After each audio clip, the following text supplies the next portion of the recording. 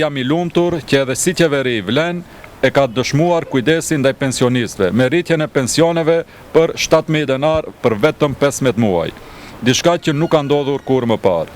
Edhe si komunë, pensionistët I kemi mbështetur në mënyrë të ndryshme. Ndër projektet që kemi përkrahur janë takimet ndëretnike të pensionistëve me një përkrahje prej 200.000 denar. Do të vazhdoj të kujdesem për pensionistët dhe kategoritë më të ndjeshme të shoqërisë edhe në mandatin e dytë me një sër masash që kemi parapar në programin e detajuar 1Z për Tetovën.